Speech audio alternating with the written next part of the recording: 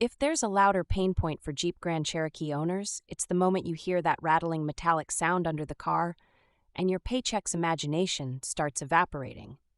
Catalytic converters don't just fail gracefully, they go loud, stinky, and expensive. You start smelling sulfur out your tailpipe, and accelerating a Grand Cherokee feels like towing an anchor. Your check engine light basically becomes your new dashboard nightlight. It's not subtle. Bad cats make driving annoying fast. Most shops will try to upsell you, quoting $1,200 to $2,200 for parts and labor. It's like they think you're supplying platinum for the converter yourself. But here's the thing. This is doable with around $200 to $400 in parts, a weekend, and some decent tools. So, if you have a little grit and limited patience for outrageous bills, here's what you do. You track down your Jeep Grand Cherokee year and engine size. Pro tip, the 4.0-liter inline-6 and 5.7-liter V8 require slightly different converters. Details are everything here. Next, jack up the Jeep. Secure it with jack stands. Emphasis on secure because no rattle is worth getting pancaked over. I use wheel chocks too, even though my driveway in Portland is flat. It's just not a risk worth flexing on. Spray every exhaust bolt and clamp under the Jeep with penetrating oil. That's not just good practice, it's crucial. These bolts have collected rust since the Bush administration. Wait 30 minutes, minimum.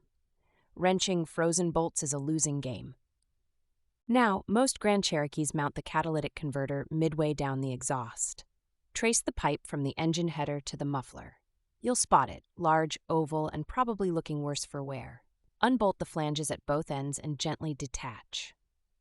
If the bolts shear or the flanges look like a prop from a disaster film, have an angle grinder standing by.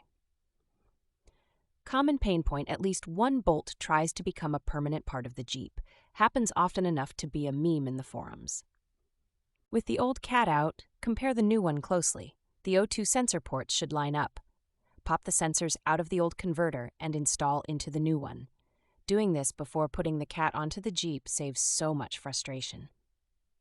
Don't skimp on new gaskets and hardware.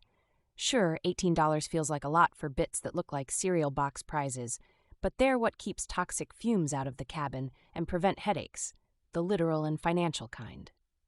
Bolt up the new catalytic converter, starting with the front flange.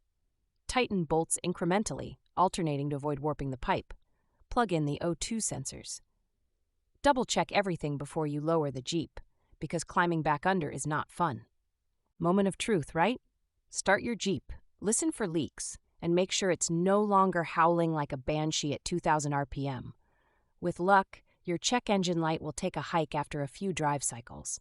If not, clear the codes with an OBD2 scanner. Doing this yourself can save between $800 and $2,000, which, as numbers go, is not nothing. The impact is real.